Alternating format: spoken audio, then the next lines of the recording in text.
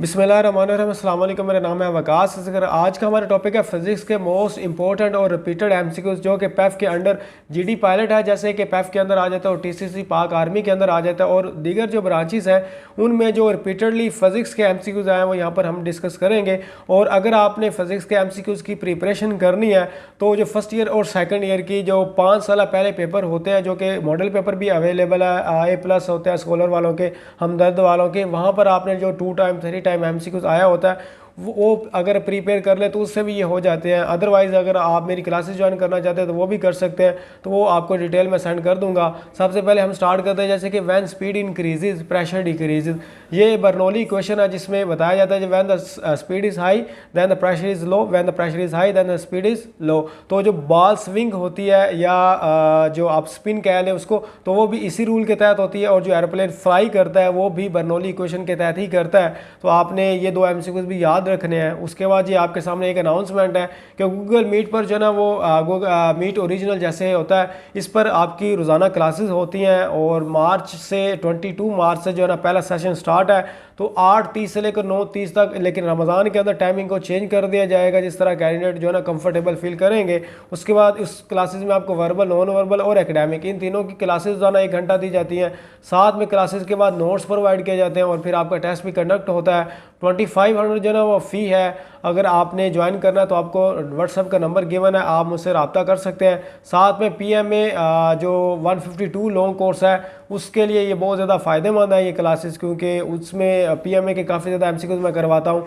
तो ये सारी चीज़ें वहाँ पर आपको अवेलेबल मिलेंगी। अगर आपने ज्वाइन करनी है तो आप मुझे टेक्स्ट कर सकते हैं व्हाट्सएप पर। आगे क्वेश्चन हम सॉल्व करते हैं। If vector A lies in the third quadrant then the direction will be. आपको क्वाड्रेंट का पता है जी, ये हमारे पास आ जाता है, यहाँ से 0 से स्टार्ट होता है, और यहाँ पर अगर हम करें जी 90 आ जाता है, और यहाँ पर 180 आ जाता है, और यहाँ पर 270 आ जाए, तो फिर यहाँ पर आके 360 आ जाता है, चाहे 0 डिग्रीज या 360, यहाँ पर सर्कल कंप्लीट हो जाता है। ये फर्स्ट क्वाड्रेंट होता है, ये सेकंड क्वाड्रेंट होता है, और ये हमारे पास आता है थर्ड, और ये होता है हमारे पास फोर्थ। तो A लाइज थर्ड क्वाड्रेंट, अगर A यहाँ पर ये वाला थर्ड क्वाड्रेंट इसके अंदर लाई करता है तो डायरेक्शन विल बी, अब देखिए 180 प्लस है, यानी कि 180 यानी कि 180 की डिग्री से वो आगे की तरफ मूव हो रहा है। या यहाँ पर आंसर अगर -270 होता तो इसका मतलब भी यही होना था। तो आप 180 प्लस अगर अवेलेबल है तो ये हम लगा देंगे, अगर -270 होता तो वो होता। तो इस तरह जो है ना क्वाड्रेंट के हवाले से ये MCQs है फिजिक्स के अंदर। अब टॉलरेंस ऑफ द सिल्वर, यहाँ पर जो आपको मैंने चार्ट प्रोवाइड कर दिया, तो सिल्वर जो है ना ये अवेलेबल है, इसमें 10 है सिल्वर की जो टॉलरेंस होती है, रेजिस्टेंस होती है, ये आपने याद करना। ये एक्सपेरिमेंट से जो है ना गिवन होते हैं, इनका कोई फॉर्मूला नहीं होता। तो आपने सिल्वर याद कर लिया, साथ में आपने गोल्ड याद कर लेना है, गोल्ड की 5 होती है। साथ में आपने रेड और ब्राउन, ये दोनों की भी याद कर लेनी है, ब्राउन की 1 और रेड की 2, और इसी तरह गोल्ड की 5 और सिल्वर की 10। तो ये आपने हमसे याद कर लेने हैं। यूनिट ऑफ वेलोसिटी सारों का होता है, लेकिन बहुत ज़्यादा इंपॉर्टेंट है, यानी कि बहुत दफ़ा रिपीट हुआ है। मीटर पर सेकंड होता है वेलोसिटी, और मीटर पर सेकंड स्क्वायर होता है एक्सेलरेशन। तो आगे क्वेश्चन इस तरह के होते हैं, जैसे कि 1 newton is the force exerted on the 1 kg body to accelerate out from the rest to. मतलब 1 न्यूटन की फोर्स लगाते हैं आप किसी 1 किलो की बॉडी पर, 1 kg बॉडी पर, तो एक्सेलरेट करने से, उसको रेस्ट से एक्सेलरेट करने में जो ना वो क्या टाइम होता है, तो उसका एक्सेलरेशन का आपको पता है जी, यूनिट क्या होता है, 1 मीटर पर सेकंड स्क्वायर होता है। तो ये हमारे पास जो ना वो आंसर गिवन है। तो एक्सेलरेशन के हवाले से आपने आंसर देना है। Transformer works on the principle of, तो म्यूचुअल इंडक्शन के तहत जी ट्रांसफॉर्मर जो है ना electro I think magnetic induction के तहत भी जो है ना वो वर्क करता है। तो दोनों ही आप लगा सकते हैं। तो काफ़ी दफ़ा रिपीट हुआ है, तो यहाँ पर ये हमारे पास आंसर आ जाता है। Which one of the following laws gives the direction of induced EMF।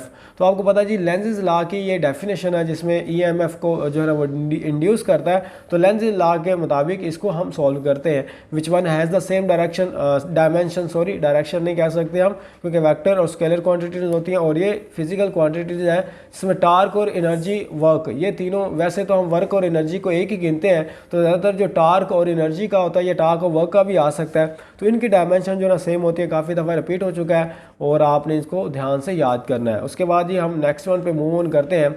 Nor gate is on when all inputs are. यहाँ पर मैंने नॉर गेट जो है ना वो यहाँ पर आपको उनका ट्रूथ टेबल भी यहाँ पर दिया है। तो इसमें से देखिए जो 0 होता है वो हमारे पास ऑफ होता है, तो यहाँ पर वो हमेशा आउटपुट उसकी 1 होती है। 1 से मुराद होता है वो ऑन है, ठीक है, वन से मुराद क्या होता है, ऑन है। तो दोनों ज़ीरो यानी कि दोनों जब ऑफ होंगे तो ही वो ऑन होगा, तो हमारा आंसर जो है ना वो ऑफ़ है। बाकी हमेशा जो है ना वो ऑफ़ रहता है, लेकिन ऑन तब होता है जब दोनों ही ऑफ़ होते हैं, ठीक है। तो ये आपने आंसर लगाना था। बाकी भी नीचे कोई उन्होंने ऑप्शन दिए होंगे। व्हाट इज़ द एम के S unit of the work, तो ये ऐसा यूनिट ही की तरह होता है, बल्कि ऐसा यूनिट ही होता है। तो अगर आप वर्क का जो है ना यूनिट वो जॉल होता है, अगर आप वैसे उसको सॉल्व करें, जैसे कि एनर्जी होती है वर्क के बाद जो है एक्सचेंज होता है वर्क एनर्जी के अंदर, और एनर्जी का यूनिट जॉल होता है, तो इस हिसाब से हम इसको सॉल्व करते हैं। उसके बाद ये हमारे पास आ जाता है 1 रेडियन इज़ इक्वल टू, तो 1 रेडियन जो है ना वो हमारे पास 57.3 डिग्री के इक्वल होता है। तो ये आपको सारों को पता है। Least count of the vernier caliper, ये कुछ चीज़ें याद करने वाली हैं, इसमें कोई फॉर्मूला नहीं होता। तो 0.1 मिलीमीटर जो है ना हमारे पास आंसर आ जाता है वर्नियर कैलिपर का। उसके बाद इक्वेशन ऑफ द कंटिन्यूटी हमेशा जो है ना अक्सर पूछी जाती है।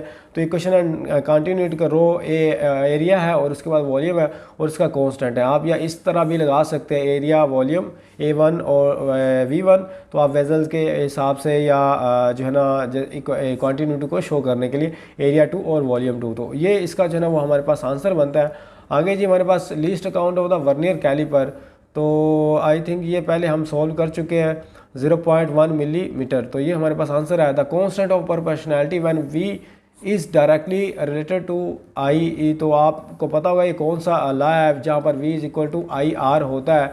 तो यहाँ पर हमारे पास ये आंसर आ जाता है जी, V is equal to IR by Ohm's law, जिसमें V जो है ना वो डायरेक्टली प्रोपोर्शनल होता है किसके, I के, ठीक है। और उसके बाद जी हमारे पास अगर हम डायरेक्टली प्रोपोर्शनल को ख़त्म करें तो जो कांस्टेंट चीज़ आती है वो R आती है। वही उसने कहा कि the constant of proportionality when V is directly related to the I, जब V I के डायरेक्टली प्रोपोर्शनल होता है तो कांस्टेंट कौन सा होता है, तो वो R जो है ना हमारे पास आंसर आएगा यहाँ पर अवेलेबल। उसके बाद ये फोटोकॉपियर जो मशीन है R एप्लीकेशन ऑफ, तो किस रूल के तहत, इलेक्ट्रोस्टैटिक्स के रूल के तहत जो है ना वो काम करते हैं।